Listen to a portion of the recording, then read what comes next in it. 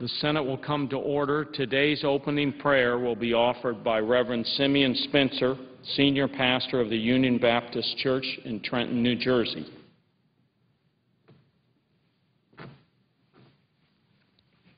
Let us pray.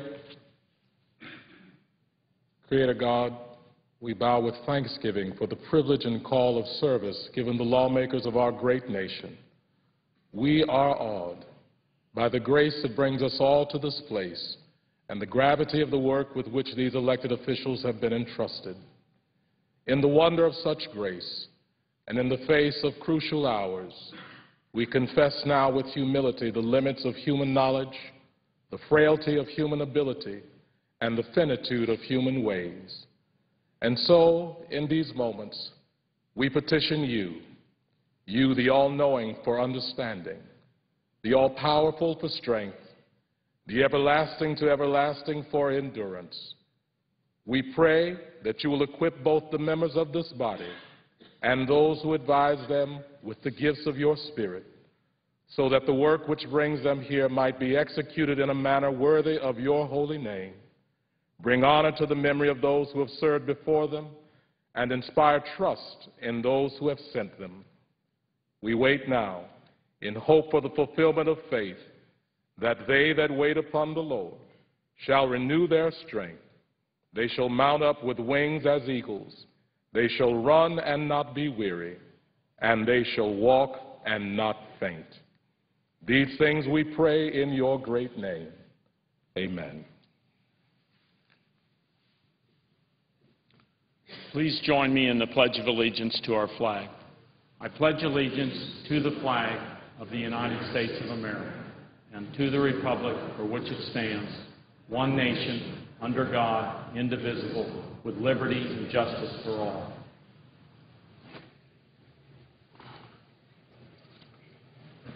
The clerk will read a communication to the Senate. Washington, D.C., July 21, 2011. To the Senate. Under the provisions of Rule 1, Paragraph 3 of the Standing Rules of the Senate, I hereby appoint the Honorable Tom Udall, a senator from the state of New Mexico, to perform the duties of the chair. Signed, Daniel K. Inouye, President Pro Tempore. The Majority Leader is recognized. The clerk will call the roll. Mr. Akaka.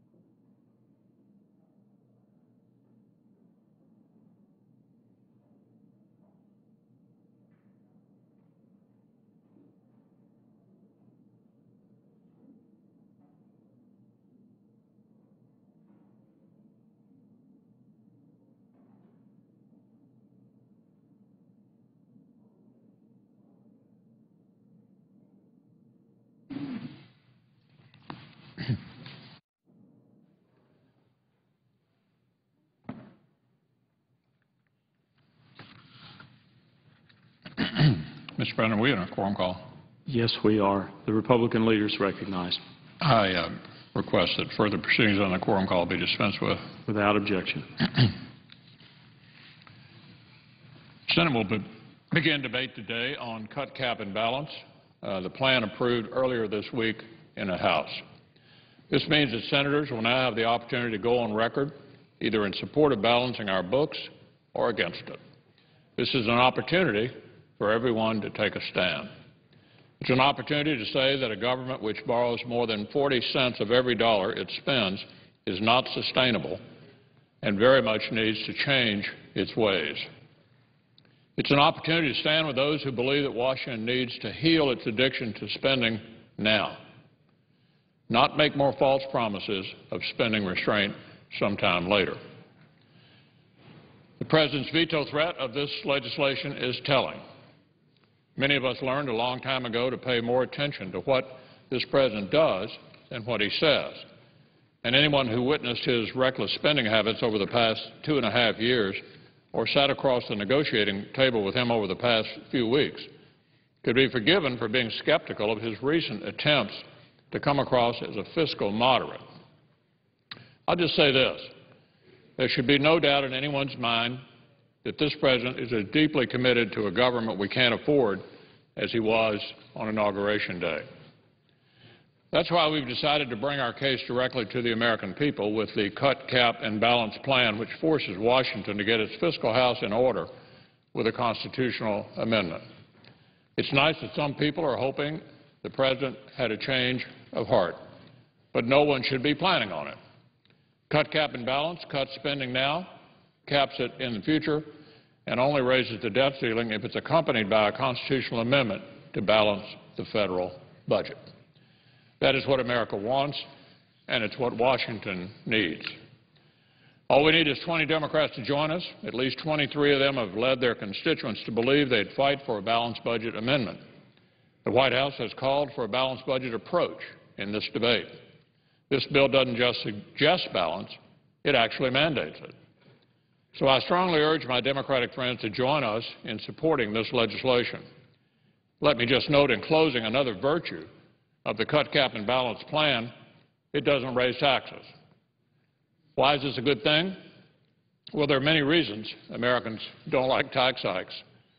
First, they know government is bound to waste the money. Second, Americans have seen what government does with new tax revenue. They waste it on things like turtle tunnels. Second, they never use it to pay down deficits and debt. So if you're concerned about the size of our debt, then raising taxes is a sure way to ensure that nothing gets done about it. Absolutely nothing.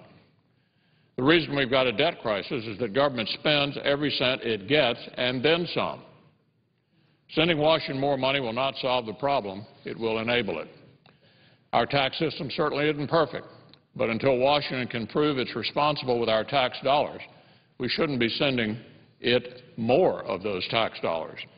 That is why Republicans have focused on cuts in this debate, and that's why every one of us, Democrat and Republican, should support Cut, Cap, and Balance. Mr. President, I yield the floor. Under the previous order, the leadership time is reserved.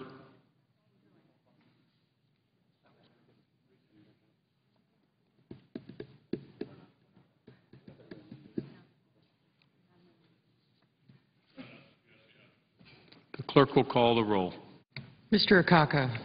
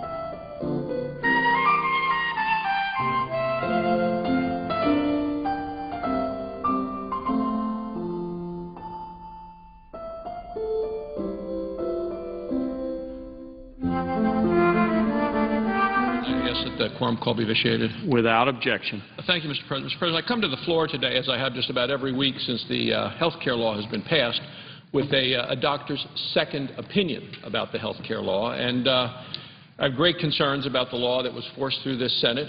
And I come to the floor today because it seems that the more Americans find out and learn about this health care law, the less they like it. And a majority of Americans now in national polls say they want out. They absolutely want out. You know, since October of 2010, the administration has granted waivers to unions, to businesses, to insurers, and to actually whole states because they can't afford the health care law's burdensome mandates. The Secretary of Health and Human Services continues to release more waivers, did so again last Friday, and they have now granted over 1,471 annual benefit waivers, limit waivers, and this has covered 3.2 million Americans. And that's why I come to the floor today, Mr. President, and introduce a bill that will allow every American to apply for a waiver from the President's health care law. Under my bill, any American can submit a waiver application seeking relief from any or all of the health care law's mandates. And all those Americans will have to do is simply show what unions and what corporations have shown in order to get their waivers. Nothing more, nothing less. Waivers will be granted to individuals who show that the health care law is either increasing their insurance premiums or decreasing their access to benefits. All they have to show. Now, so far, this administration has ignored most Americans' demands for a way out of the health care law, and Americans are looking for a way out of it. Instead, this administration has granted half of the waivers to people who get their health care law through unions. Although those people represent a very small percentage of the workers in America, they got half of all of the waivers. It's neither fair nor is it reasonable. You know, these are the same unions, Mr. President, the same unions who lobbied for and supported the health care law. But now that they've actually read it and found out what's in it, even though it's been passed, too late now, we thought too late, but they've been getting waivers so they don't have to live under the mandates of the health care law. And we're talking about unions like the Service Employees International Union. You know, this is what they said about the health care law. Now, these are people that lobbied for the health care law. Now they've found out what's in it, and they say it would be, to live under it would be financially impossible. A union who lobbied for the health care law, now they say financially impossible to live under it. Well, it doesn't just apply to that union. It applies to Americans all across this great land. So I don't think any Americans should have to bear financially impossible costs because of the law. The financially impossible mandates and elements of this bill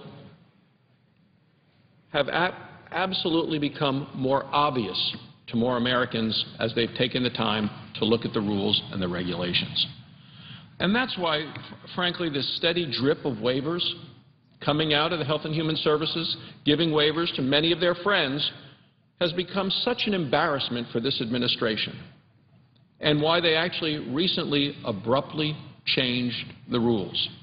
In June, the Senators for Medicare and Medicaid Services announced that all employees and organizations who can't afford the law's crushing mandates, and there are many, must jump through a new set of hoops. Used to be you'd get a one-year waiver. Now, all employers and organizations, even those who have already gotten a waiver, must apply by September of this year for long-term waivers. The long-term waivers will last all the way until 2014. Instead of ending the waiver process, the administration should extend the waiver process to include all Americans, and that's what my bill does. Not just, if not, you know, families, companies, organizations of all sizes will soon be hit with these crushing mandates. Under the administration's current plan, employers will be forced to provide $750,000 worth of coverage to every employee this year. By next September, that number balloons to $2 million, and beyond that, there is no limit. It continues to go higher and higher. So If you're an employer and you can't afford $2 million in coverage next year, well, you better apply for your waiver now before September of this year, that long-term waiver.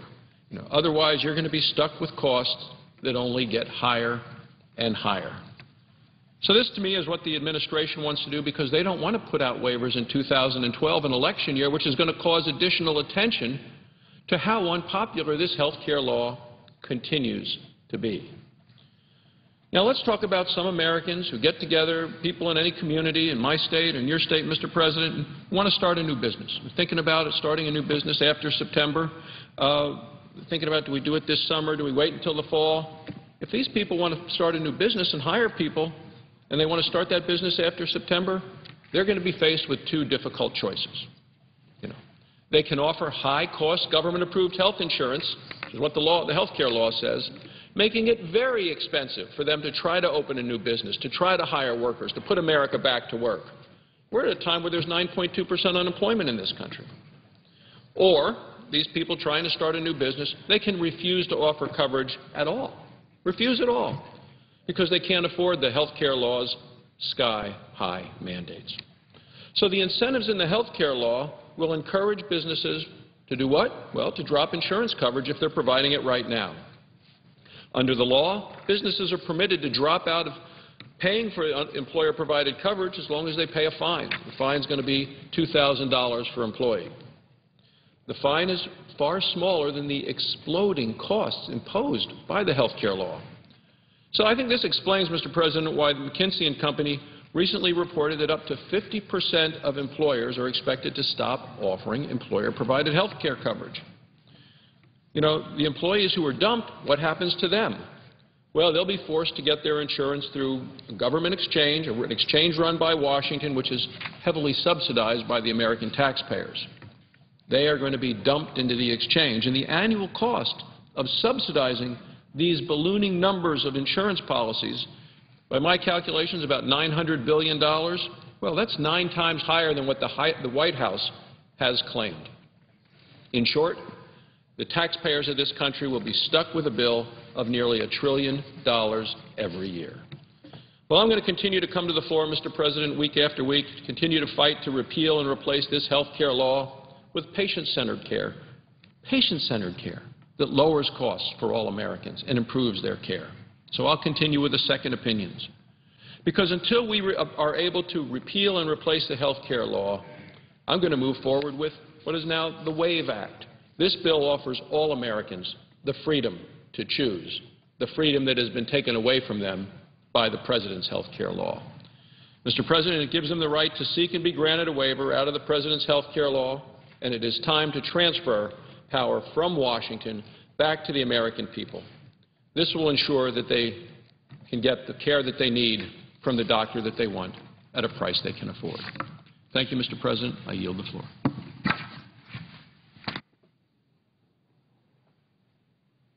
I suggest the absence of a quorum. The clerk will call the roll. Mr. Akaka.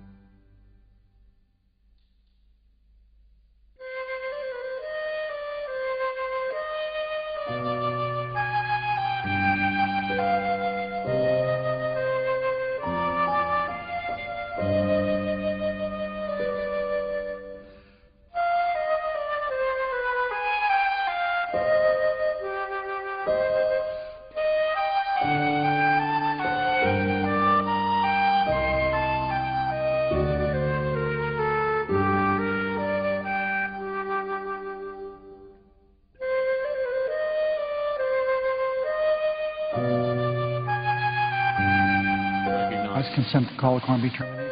Without objection. First, Mr. President, I ask consent that Matthew Levy, a fellow on the Budget Committee, be granted privileges of the floor during the duration of today and tomorrow's session of the United States Senate. Without objection. Following leader remarks, I'll move to proceed to H.R. 2560. Time until 2 p.m. today will be equally divided and controlled with Republicans controlling the first 30 minutes, majority controlling the next 30 minutes. We'll have a full debate on this bill over the next few days, and I hope that we can accelerate the time on this. If people feel we've debated it enough, I hope we can move to some other matter. Mr. President, first let me get this off my chest. Coming in here today, I just heard there's an announcement in the House of Representatives that they're taking the weekend off. I've reached out to the Speaker. I haven't had an opportunity to speak to him. But I want everyone that can hear my voice to understand that time is of the essence. We are running out of time. Procedurally, things can't move very quickly through the Senate under the best of circumstances. And when there are people who want to cause problems, it takes a long time to get things done. There are people who serve in the United States Senate that say they do not believe and they will fight to make sure that we do not raise the debt ceiling. That in effect, they're saying, let's default on our debt. I think this is a very bad picture for our country to have the House of Representatives out this weekend when we have to likely wait for them to send us something, because I understand the negotiations taking place deal with revenues, which constitutionally have to start in the House of Representatives. So I think it is just untoward, and that's the kindest word I can say, to have the House of Representatives out this weekend. What a bad picture that shows the country. We have 12 days left before our nation does the unthinkable, forever undermining the full faith and credit of our great country. All members of Congress, we come from 50 different states, but we all serve one nation. American people deserve better than leaders who each stake out their own positions, sometimes radical positions, forsaking the good of the nation. The American people expect us to find common ground, no matter how difficult it may seem. Every reasonable voice in America has warned us that defaulting on this nation's financial obligations would not only be a blight on our reputation, but precipitate a global economic crisis that we have never, ever seen. These warnings have come from the banking industry and the business community. They come from our finest economists and shrewdest investors. They've come from former legislators and past policymakers, both Democrats and Republicans. And they've come from reasonable people here in our Congress. It's clear to me that we have to increase the debt ceiling. That's what John Boehner, the Republican Speaker of the House, said this spring. But, Mr. President, it is now summer. He also said this: not raising the debt limit would have a serious, serious implication for the worldwide economy and jobs here in America. That's the Speaker of the House of Representatives. His deputy, Eric Cantor, agrees. Last week, Cantor said, we want to make sure that we avoid default.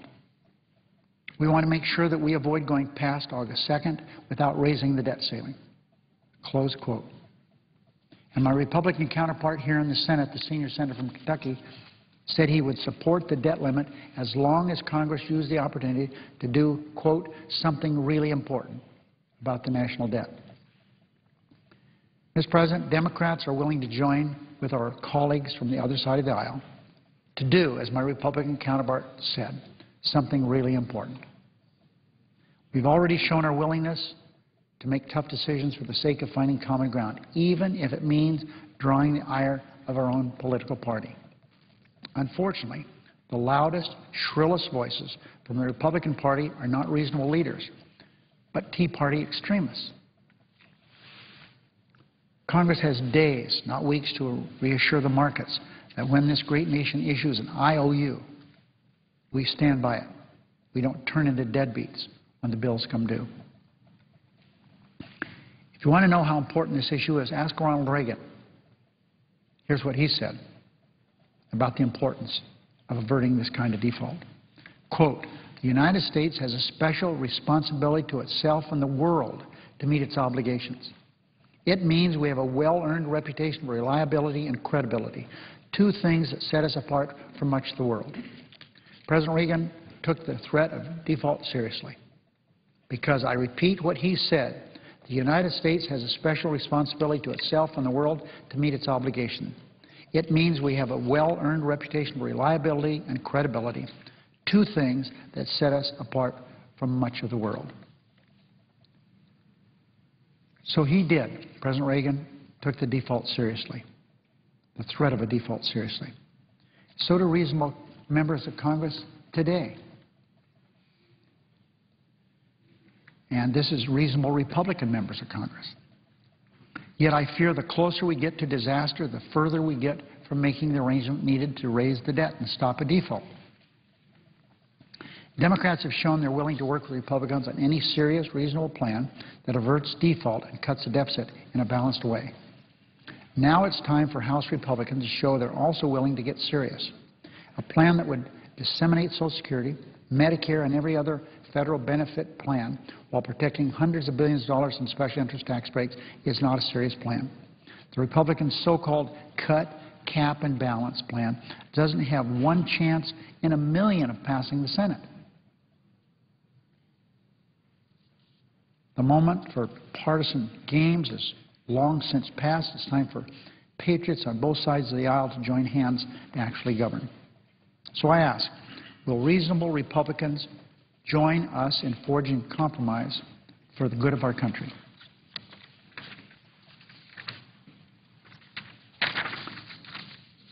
Mr. President, I now move to proceed to calendar number 106, H.R. 2560. The clerk will report. Motion to proceed to the consideration of calendar number 106, H.R. 2560, an act to cut, cap, and balance the federal budget. Under the previous order, the time until 2 p.m. will be equally divided and controlled by the two leaders or their designees, with senators permitted to speak therein for a period of up to 10 minutes each, with the Republicans controlling the first 30 minutes and the majority controlling the next 30 minutes.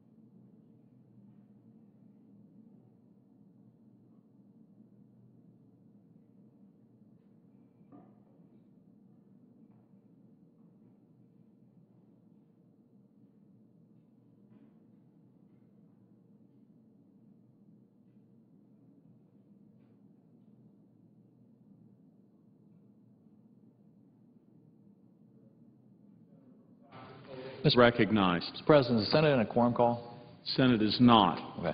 Mr. President, I would rise today to speak to the issue that the Senate's going to be considering now for the next couple of days and ultimately voting on.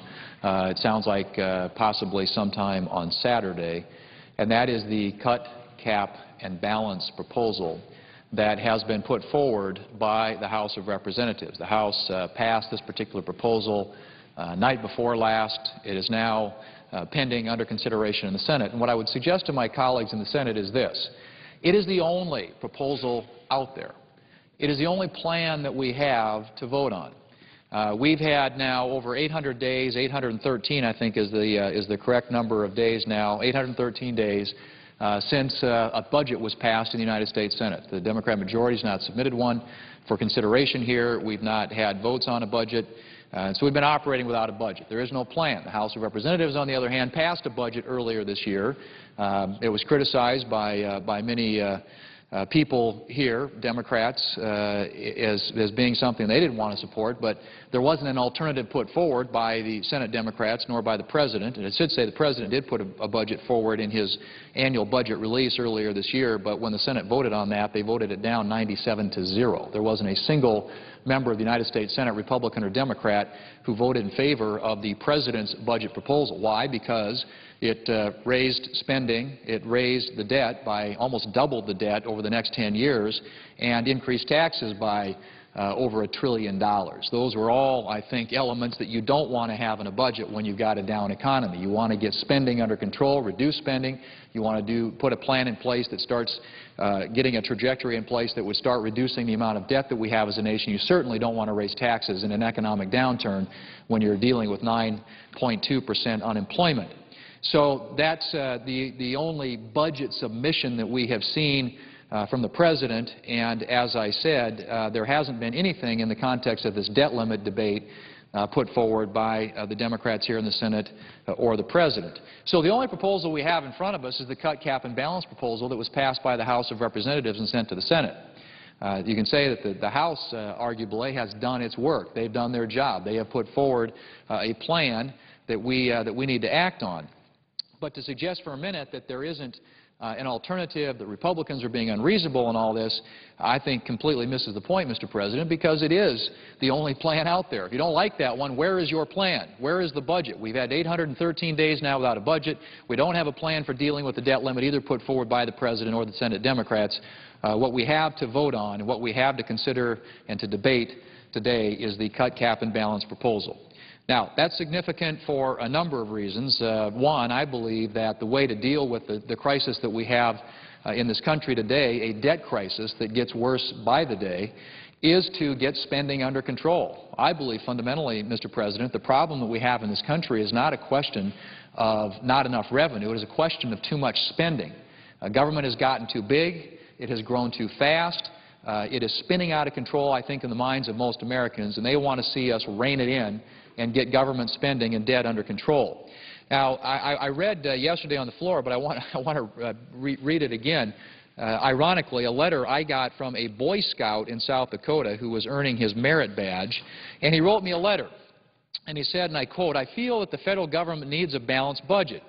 If we don't get the debt, the debt gets larger each year. I feel there are two solutions for this. In our house, we are careful to only spend what my mom and dad earn. That needs come first, and what is left is for wants. Many times we were told no when we asked for something. With my allowance and lawn mowing money, I divide it between donations, saving, and spending. I can't spend more than I make." End quote. Now, I think there are a couple of very powerful observations in that statement, Mr. President. The first is obviously that it's not lost on even this young American how important it is that you live within your means, that you can't spend money that you don't have. That's clearly a lesson that he has already learned that we need to learn here in Washington, D.C. Secondly, is how profoundly this issue impacts the next generation. If, in fact, we fail to act to get spending and debt under control and to put us on a sustainable fiscal course, the next generation is going to pay a powerful price for our irresponsibility. And I would submit again to my colleagues, Mr. President, that this is fundamentally a spending issue. A lot of folks have talked about the need for more revenue. The President talks about wanting more revenue. The Majority Leader got up and just said, you know, that the House is out of town and how that's terrible because revenue measures have to originate in the House of Representatives. Well, many of us believe this can be solved without more revenue, that we don't have to raise taxes on the American people or American small businesses to solve what is inherently and fundamentally a spending problem. Now, if we want to balance our budget, it means we've got to get spending under control. There have been 5 times since 1969 when the budget was balanced in this country. In each case, the average amount that we spent was just under 18.7% of our gross domestic product.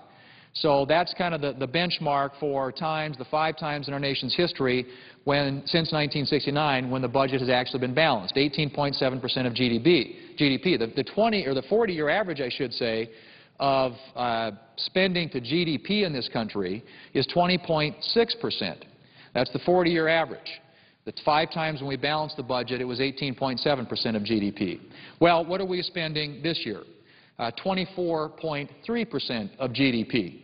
And if you look at the President's budget, and I think even what are, in my view, optimistic assumptions about economic growth, you're still looking at that sort of a course for the foreseeable future. And I think with the what I think are going to be the exploding costs of the health care bill that was passed last year, I think it could be much higher than that.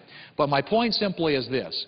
If you can balance your budget at 18.7% federal spending as a percentage of GDP, and we are spending at 24.3% this year, we are 30% higher in terms of what we spend than those times in which we were able to balance the budget.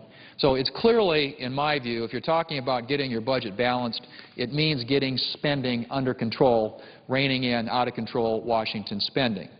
Now, I've argued for a long time that we need not only what is proposed in the cut, cap, and balance bill in terms of an immediate reduction in spending, caps on spending in the future years, but also a balanced budget amendment to the Constitution, something I've campaigned on my entire political career. Why? Because I believe it is so necessary.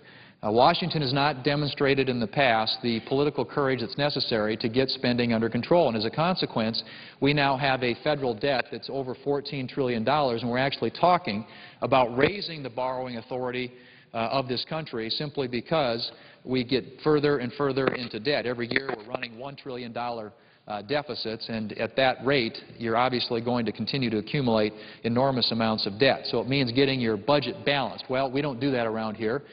Most states do. There are 49 states who have some form of balanced budget amendment that requires them to make sure that their spending does not exceed the amount of revenue they have coming in.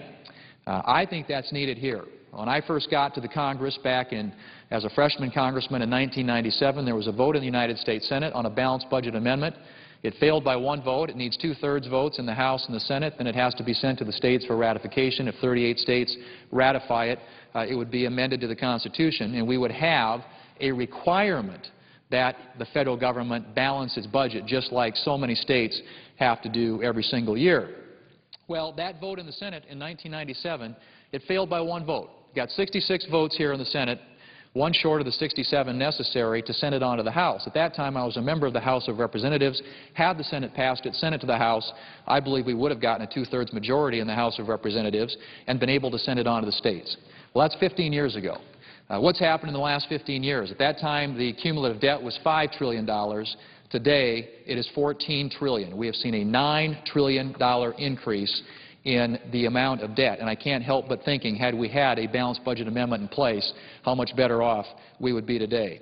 The cut, cap, and balance approach, Mr. President, strikes at the very heart of the issue, and that is that this is fundamentally a spending issue that needs to be addressed in the near term by cutting spending this year, capping spending in future years, and putting in place that mechanism that enforces or requires Congress to have the discipline that's necessary to balance the budget for future generations. Mr. President, I hope we will get an affirmative vote when that time comes, and that my colleagues will join me in supporting a measure that I think will get this country back on a sustainable fiscal track and create greater prosperity for not only our generation but future generations as well. Mr. President, I yield the floor.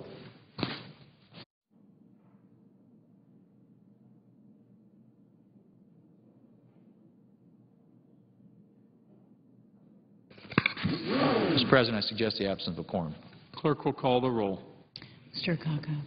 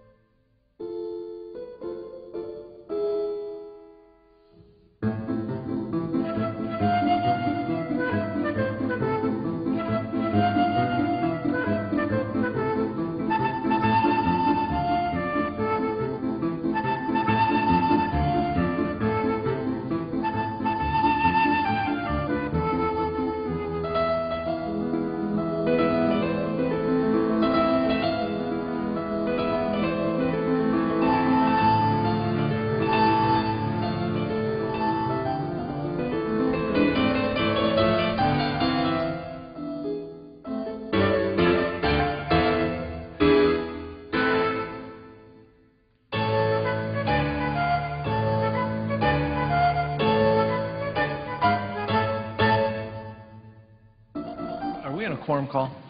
Yes, we are, I'd ask further proceedings under the quorum call be dispensed with. without objection. Mr. President, I rise today to discuss the legislation that's come over from the House of Representatives that I must say I consider some of the most ill-considered legislation that I've ever seen come over from the other body. This legislation has been hastily thrown together, never had a hearing, and yet proposes to amend the Constitution of the United States in dramatic and draconian ways. And, Mr. President, this is truly dangerous business. I have been part of the Fiscal Commission. I was part of the majority that supported its conclusions to reduce our debt from what it would otherwise be by $4 trillion. 11 of us supported that plan, 5 Democrats, 5 Republicans, 1 independent. I have been for the last 6 months an active member of the group of 6, 3 Democrats, 3 Republicans. We've released our plan to reduce the debt from what it would otherwise be by $3.7 trillion. I've been part of putting out the Democratic Senate Budget Committee plan. I'm proud to say would reduce the debt from what it would otherwise be by $4 trillion. I have spoken in my entire career, 25 years here in the United States Senate, of the dangers of deficit and debt, the risk of the debt threat to our country. I believe passionately that we've got to find a way to come together to reduce the danger of these runaway debts. But, Mr. President, this legislation that has come over from the House cannot be the answer. It is not bipartisan. It is super partisan. It is totally done on one side of the ledger, and, Mr. President, it will not pass, it will not become law, and it should not. Now, let's understand the context within which we're operating. First of all, as a country, we are borrowing 41 cents of every dollar that we spend. Our gross debt is now 100% of our gross domestic product. The best economists in the country have warned us that once you get to a debt that's more than 90% of your gross domestic product, your future economic prospects are endangered. Future economic growth is reduced. That's why, Mr. President, I have been deeply involved in every serious bipartisan attempt to reduce deficits and debt. But this proposal that has come over from the House, not having had a single hearing in this body, not one, is truly radical. Mr. President, again I say to my colleagues, we have an urgent need to act, but we shouldn't panic. And unfortunately, I think that's what the House did when they sent us this half-baked concoction of ideas that don't hold together, that don't add up, and that would actually further threaten the economic recovery. There is no denying that we face a debt threat. This is what the chairman of the Joint Chiefs said in June of last year. Our national debt is our biggest national security threat. And now we have had the rating agencies warn us that if we don't act, if we don't get our debt and deficits under control, they're going to downgrade U.S. debt's rating, the rating of U.S. debt, the rating of how the markets respond to our debt offerings. That would have a very serious impact on what we pay to borrow money. And remember, for every 1% increase in the interest rates we pay, it adds $1.3 trillion to the debt. Here's what the rating agencies have said. We may lower the long-term rating on the U.S. by 1 or more notches into the AA category in the next 3 months if we conclude that Congress and the administration have not achieved a credible solution to the rising U.S. government debt burden and are not likely to achieve one in the foreseeable future. Mr. President, that's why I joined the Group of Six some 6 months ago to produce a bipartisan plan to deal with the debt threat. And we've released that plan now. 3 Democrats, 3 Republicans, many more of our colleagues on both sides have joined, have said they're with us. And so we've got a way forward. But it's certainly not the legislation that has come over here that we're considering today from the House of Representatives. This legislation would restrict the ability to respond to economic downturns and actually compound declines. It uses Social Security funds to calculate balance and subjects that program to the same cuts as other federal spending, even though we all understand that's totally separate from the rest of the budget. And it shifts ultimate decisions on budgeting to unelected and unaccountable judges. What a mistake that would be. And it requires a state ratification process that could take years to complete. We don't have years to deal with this problem. I'm afraid that this is mostly political theater that has been sent to us rather than a serious response to the problem. Perhaps most alarming, the proposal that is before us could turn a recession into a depression.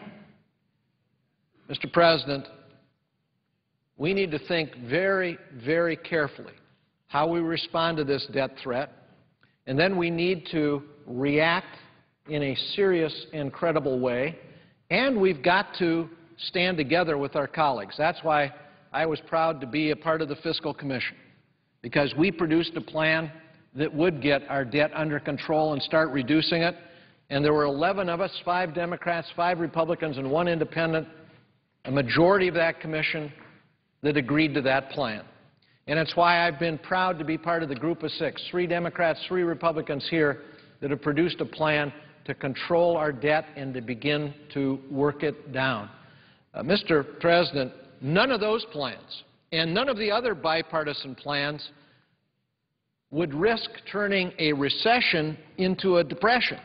But that's exactly what the legislation from the House would do. Why do I say that? Well, here's one of the most respected scholars in this town. He's from the American Enterprise Institute. He called the balanced budget amendment that has come from the House a really dumb idea. This is what he said. Few ideas are more seductive on the surface and more destructive in reality than a balanced budget amendment. Here's why. Nearly all of our states have balanced budget requirements. That means when the economy slows, states are forced to raise taxes or slash spending at just the wrong time, providing a fiscal drag when what is needed is counter-cyclical policy to stimulate the economy. In fact, the fiscal drag from the states in the 2009-2010 period was barely countered by the federal stimulus plan. That meant the federal stimulus provided was nowhere near what was needed, but far better than doing nothing. Now imagine that scenario with a federal drag instead. Mr. Ornstein doesn't just imagine that. The Washington Post, in an editorial from last Friday, said rewriting the Constitution is the wrong way to deal with the debt. Let me just reference in their second column these words. Worse yet, the latest version would impose an absolute cap on spending as a share of the economy. It would prevent federal expenditures from exceeding 18% of the gross domestic product in any year. Most unfortunately, the amendment lacks a clause letting the government exceed that limit to strengthen a struggling economy. No matter how shaky the state of the economy, no matter how shaky the state of the union, rather, policymakers would be prevented from adopting emergency spending, such as the extension of unemployment insurance and other counter-cyclical expenses that have helped cushion the blow of the current economic downturn. Mr. President, two of the most distinguished economists in our country, Alan Blinder, the former deputy chairman of the Federal Reserve, and Mark Zandi, who was an advisor to John McCain's presidential campaign, studied the government response to the latest financial crisis. Here's what they concluded. We find that its effects on real GDP, jobs, and inflation are huge and probably averted what could have been called Great Depression 2.0. This amendment before us would have stopped the governmental response, which two of the nation's most distinguished economists tell us averted Great Depression 2.0. When all is said and done, the financial and fiscal policies will have cost taxpayers a substantial sum, but not nearly as much as most had feared and not nearly as much as if policymakers had not acted at all. If the comprehensive policy responses saved the economy from another depression, as we estimate, they were well worth their cost. Mr. President, this amendment that is before us now would have prevented this response, would have prevented averting a Great Depression. Mr. President, here is the work of Zandi and Blinder with respect to what would have happened to jobs absent the federal response. Jobs with the federal response, the green line; jobs without the federal response, the red line. 8 million fewer jobs without the federal response to prevent a depression.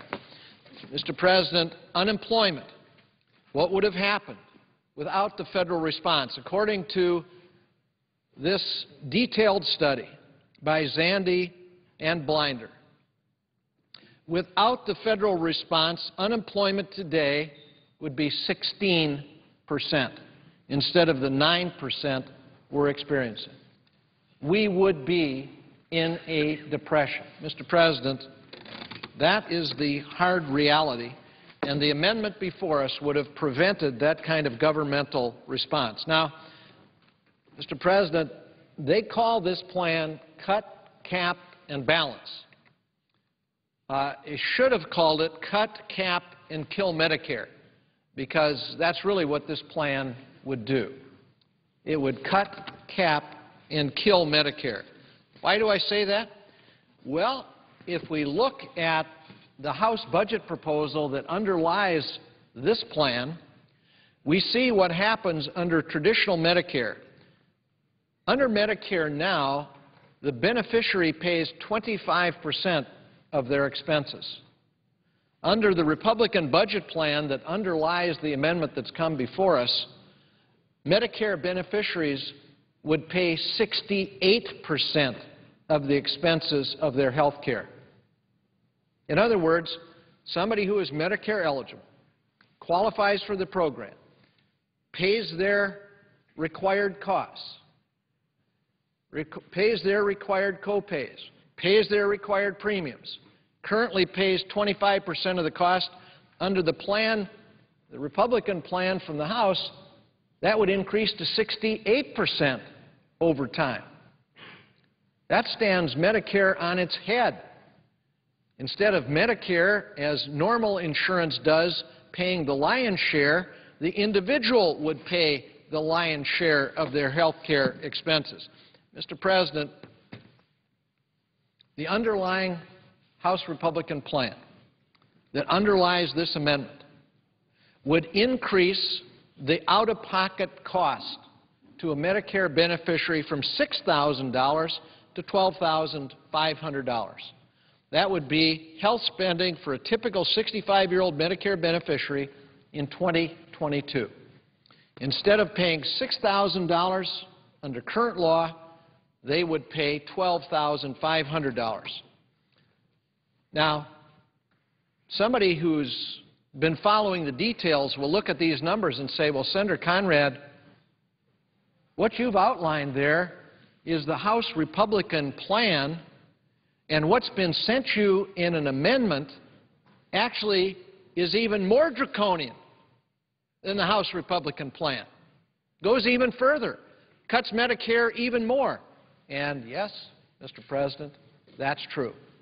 I have understated very substantially the devastation that would be done to Medicare under the amendments before us. Well, how can that be? Well, here's how it can be. Here is the red line shows the spending under the House GOP budget. But in this amendment, in this legislation that has come to us, not only do they adopt the House Republican budget, they then trump it. They then override it with a constitutional amendment that goes even further. So here is the spending under the House Republican plan. It goes from 24% of GDP down to 19.9.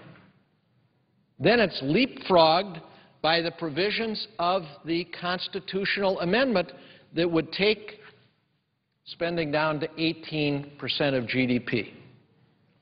From 24.1 to 18. That's a 25% cut if you took the cut across the board. But their plan doesn't take the cut across the board. It shields certain things. And so the cuts to those things that aren't shielded have to be more draconian and even deeper. Mr. President, just visually, I thought I should produce a chart that shows what would happen if you had to reach the limit that is in the constitutional amendment that is before this body today. With an 18% cap on all gross domestic product spending, here's Social Security, that's 5% of gross domestic product. Defense and other non-health spending, as you can see, over 15%, takes you well over 15%. Then you've got interest, and you're at their cap. There is no money for Medicare. There is no money for Medicaid. There is no money for any of the other health care accounts. If they just hold harmless Social Security, defense, and other non-health spending, and of course we got to pay interest on the debt, there's nothing left over. That's why I call this cap, cut, and kill Medicare. I should have added cut, cap, and kill Medicaid. Cut, cap, and kill every other health care account. Mr. President, this plan caps spending going forward at draconian and unrealistic levels. It fails to account for the retirement of the baby boom generation and rising health care costs. Perhaps more remarkable, it provides no war funding for 2013 to 2021. None.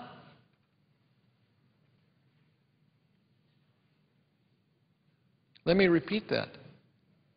This plan that has come over from the House is so ill-considered, so hastily thrown together, so lacking in credibility that they provide for no war funding after 2013.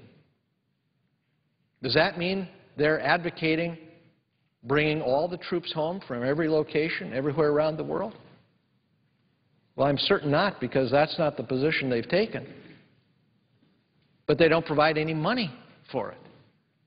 Mr. President,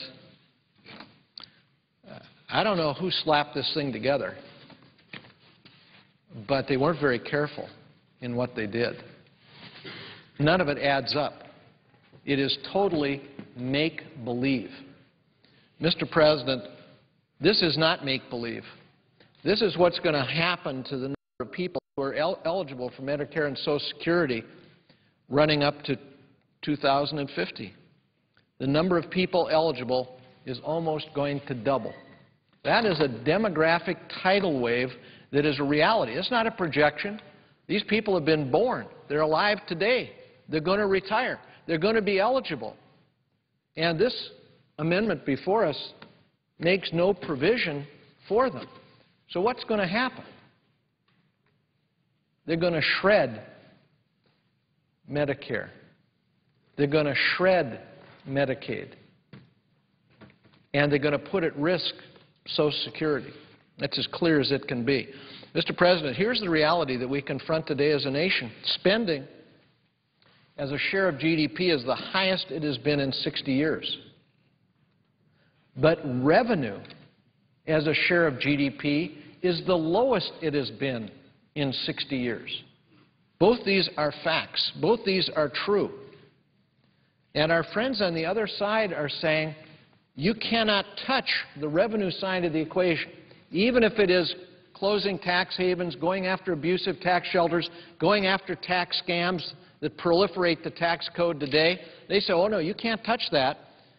You can't make any changes on the revenue side of the equation, even though the revenue is the lowest it's been in 60 years as a share of our national income.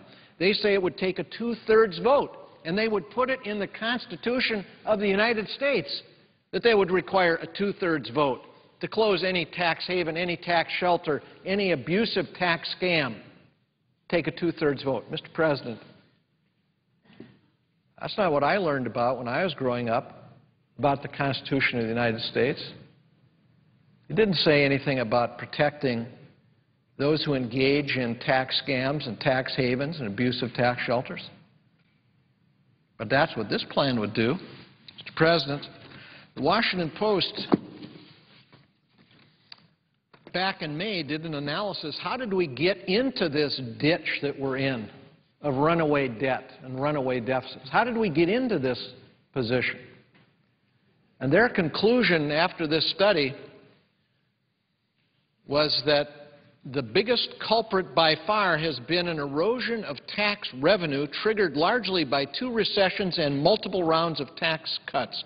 Together, the economy and tax bills enacted under former President Bush and to a lesser extent by President Obama wiped out $6.3 trillion in anticipated revenue.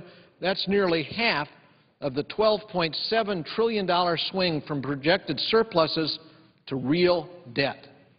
Federal tax collections now stand at their lowest level as a percentage of the economy in 60 years.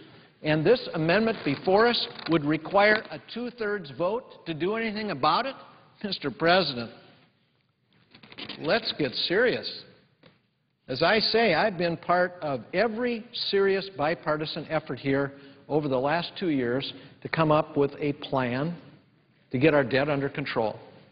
To, yes, cut spending, yes, reform entitlements, yes, to get the revenue base recovered so that we can reduce our debt. But, Mr. President, this plan before us is a disaster. Now, let's look at reality. The last 5 times the budget's been in surplus in the last 40 years, revenue has been close to 20% of GDP. This plan would require a two-thirds vote to increase any revenue. And revenue is at 14.5% of GDP. Wow. You talk about consigning this country to an endless round of economic uncertainty and an undermining of the economic position of the United States. Just vote for this thing. Mr. President, Martin Feldstein, who's one of the most conservative economists in the country, has said we've got to take on these tax expenditures. Tax expenditures now amount to $1.1 trillion a year. We are spending more through the tax code than we are in all appropriated spending every year. And yet this amendment would require a two-thirds vote to change any of those tax expenditures, to close any of the tax loopholes, to go after any of the tax havens, the abusive tax shelters. Mr. President, here is Martin Feldstein, professor of economics at Harvard, chairman of the Council of Economic Advisors under President Reagan. Under President Reagan, this is what he said: cutting tax expenditures is really the best way to reduce government spending. Tax expenditures is really the best way to reduce government spending. Eliminating tax expenditures does not increase marginal tax rates or reduce the reward for saving, investment, or risk-taking. It would also increase overall economic efficiency by removing incentives that distort private spending decisions and eliminating or consolidating the large number of overlapping tax-based subsidies. Would also greatly simplify tax filing. In short, cutting tax expenditures is not at all like other ways of raising revenue. And interestingly enough, every bipartisan commission has come back and said, as one part of dealing with our deficits and debt, we ought to reduce tax expenditures. It's just spending by another name. But you know what? The legislation before us would require a two-thirds vote to change any of these tax expenditures. Mr. President, because it raises revenue. Raises revenue. So they're against that. Here's where the tax expenditures go. The top 1% get 26% of the value of tax expenditures. Mr. President, you know, these loopholes that have proliferated have gone to the very top. And we're going to have to reform this tax code, take out the junk, and we're going to have to, at the same time, go after these offshore tax havens and tax shelters that some of the very best off among us, the most fortunate, are using to dodge what they legitimately owe in this country. You know, they call this legislation cut, cap, and balance. They should have called it preserve, protect, and defend tax havens and tax shelters, because that's in effect what it would do. They say if you go after these tax havens, these tax shelters, that that's a tax increase. That increases revenue, therefore it'd take a two-thirds vote to do anything about. Let me just say to my colleagues, this is a little building down the Cayman Islands, a little 5-story building. Claims to be home to 18,857 companies. They all say they're doing business out of this little building. This is the most efficient building in the world. It's unbelievable. 18,857 companies say they're doing business out of this little building.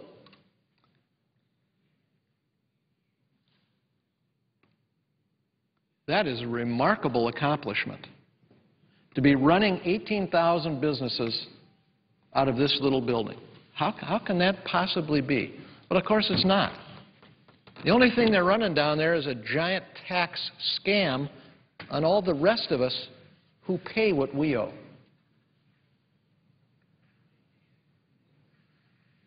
We aren't down in the Cayman Islands. By the way, it has no taxes that apply to these businesses. We're right here. We're filing our taxes and we're paying them. These companies are dodging theirs. Mr. President, if anybody doubts that this has become a huge hemorrhage for the U.S. Treasury, here's what our own Permanent Subcommittee on Investigations found. Experts have estimated the total loss to the Treasury from offshore tax evasion alone approaches $100 billion a year, including $40 to $70 billion from individuals, another $30 billion from corporations engaging in offshore tax evasion. Abusive tax shelters add tens of billions of dollars more. Mr. President, I'll tell you, before we raise taxes one thin dime on any of the rest of us who are paying our taxes, let's go after these folks who are dodging their responsibility and their obligations. And this amendment before us would require a two-thirds vote to do it. Mr. President, that's not the end of it.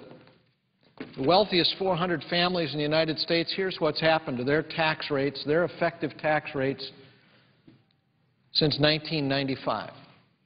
In 1995, their effective tax rate was 29.9%. By 2007, it was down to 16.6%. The wealthiest among us have had their tax rates about cut in half. I don't know about you. I didn't have my taxes cut in half. And the vast majority of Americans didn't have their taxes cut in half. But with the help of well-placed lobbyists here, those who are the most fortunate have had their tax rates cut in half. Mr. President, this amendment before us would say it would take a two-thirds vote to change it. That's why I say this amendment should be called Protect, Preserve, and Defend Tax Havens and Abusive Tax Shelters. Mr. President, the last time the top rate was 39.6%, we experienced the longest period of uninterrupted economic growth in U.S. history. Those who say you raise any revenue, you kill jobs, really? That's not what history shows. The last time we had a comprehensive plan to cut spending and raise revenue to reduce the debt during the Clinton administration, we kicked off the longest period of uninterrupted economic growth in U.S. history. 39 straight quarters of economic growth, 32 of those quarters during the Clinton administration, and 24 million jobs were created. Mr. President, dealing with the deficit and the debt in a balanced and comprehensive way doesn't kill jobs. It creates the climate for the creation of jobs because it improves the competitive position of the United States. Mr. President, I have been part of 3 plans to reduce this debt from what it would otherwise be by $4 trillion. The Fiscal Commission plan, I served. 11 of us, 5 Democrats, 5 Republicans, 1 independent, endorsed that outcome. I was part of the group of 6, 3 Democrats, 3 Republicans. We produced a plan to reduce the deficits and debt from what they would otherwise be by $3.7 trillion. I was part of the Democrats on the Senate Budget Committee that unveiled a plan to reduce deficits and debt from what they would otherwise be by $4 trillion. So I've been happy to be part of bipartisan efforts, part of efforts just on our side of the aisle. And interestingly enough, every single bipartisan commission has come up with a package of about $4 trillion in deficit savings. And Group of 6 did, I think, yeoman's work, bringing the deficits down from 9.3% of GDP down to 1.9%. But yes, we have revenue. And yes, we have spending cuts. And yes, we reform entitlement programs because all of that's necessary. This legislation before us says, whoa, wait a minute, we don't want to do it all. We want to focus on just part of it. This problem's too big to try to solve it with just part of the federal fiscal picture. It's going to take all parts to solve this problem. Mr. President, the Group of 6, I'm proud to say, came up with a plan that stabilizes this debt and begins to bring it down, and avoiding this skyrocketing debt that we are otherwise going to experience. But, Mr. President, this amendment, this legislation before us would stop it in its tracks. I think that would be a profound mistake. I hope my colleagues reject this ill-considered plan. I thank the